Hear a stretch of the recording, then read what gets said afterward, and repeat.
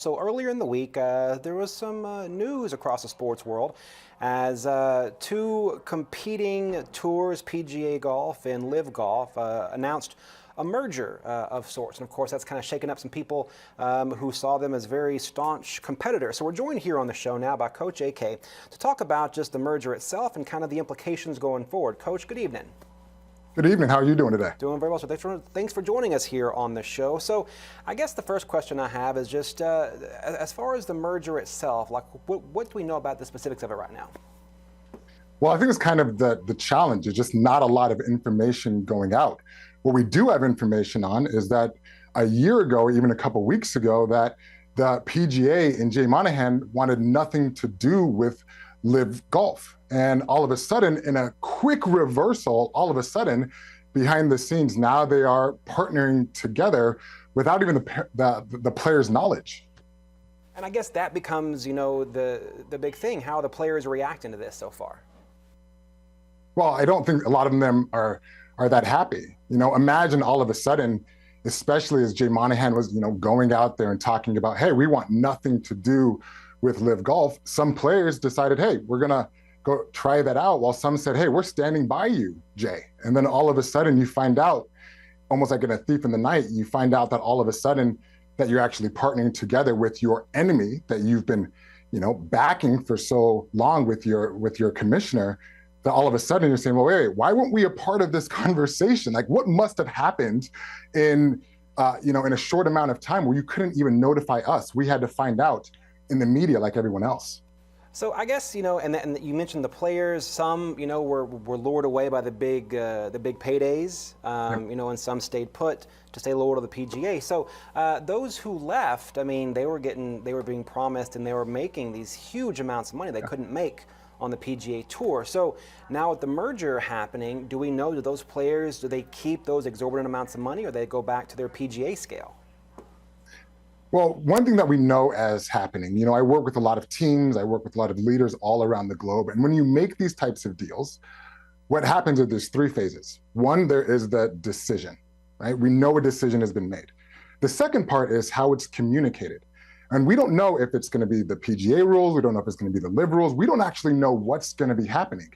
And the last phase is really the execution or the activation. Right now, we're just wondering, how is my game going to be played? How is the game as a whole going to be looked at a year from now, 10 years from now?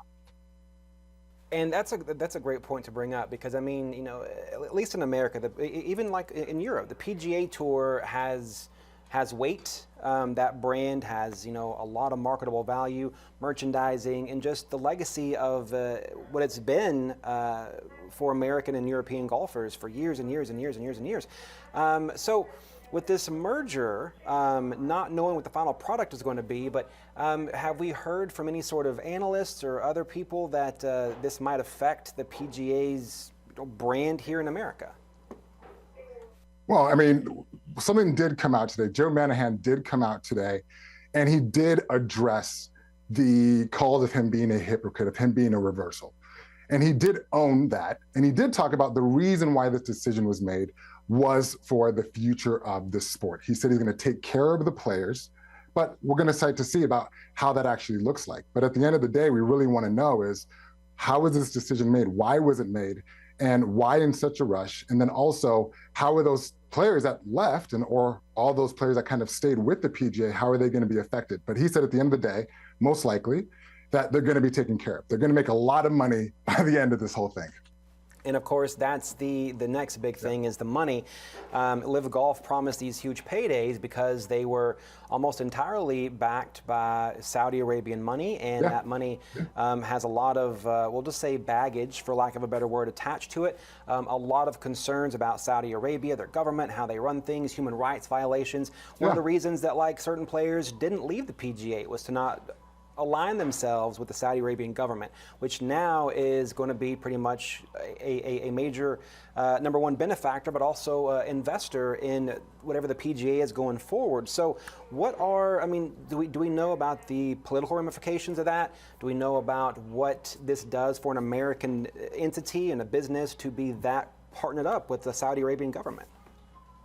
Well, that was kind of or actually, what it was really the main pushing point by Jay was saying, hey, how's it going to feel for the 9/11 families that were affected by this? So all of a sudden, what we see is that, you know, money trumped values and, you know, patriotism. So how this all plays out, what a lot of people are saying that this deal in some ways kind of we'll say, you know, like washes the sport or washes the sport out, because we now see that because of money, uh, maybe that's just kind of overshadowing and kind of just like throwing it underneath the rug about some of the human rights issues that have been happening in the Saudi government. And I guess final question, have we heard from any of these players who decided to stay with the PGA and turned down? I mean, Tiger Woods was being offered almost $1 billion to go play golf for LIV Golf. He turned it down. He said no. So have you heard from these players who stayed at the PGA? Have they made any sort of declarations about what they're going to do, what their future looks like in professional golf?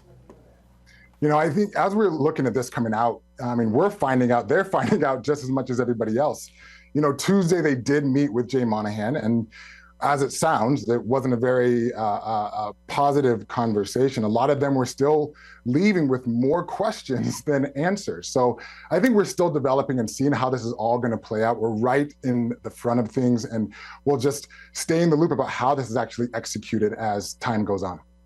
Now, kind of just one final question, kind of from a bird's eye view. You know, just the situation as it stands, what's been said before, what's being said now, how it was handled. Was this, in general terms, a good move on the part of the PGA? No. I mean, I can just say that flat out, it was not. And even if a decision was made, I want you to imagine it in this situation. Imagine if you are in a family, right? And the main person in that family, that parent was saying, hey, do not talk to that family. They are a horrible family. Don't do anything with them. And actually, if you do something with them, we're going to disown you.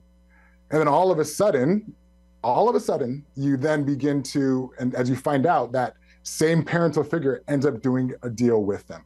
So at the end of the day, they're not going to be happy. It wasn't, you know, the decision wasn't made in the best way possible. Yes, the decision, yes, down the road, it might make more money for the game. It might expand the game globally, but how it's communicated and how it's executed was not in the best way for the players, for the fans, and also for the sport.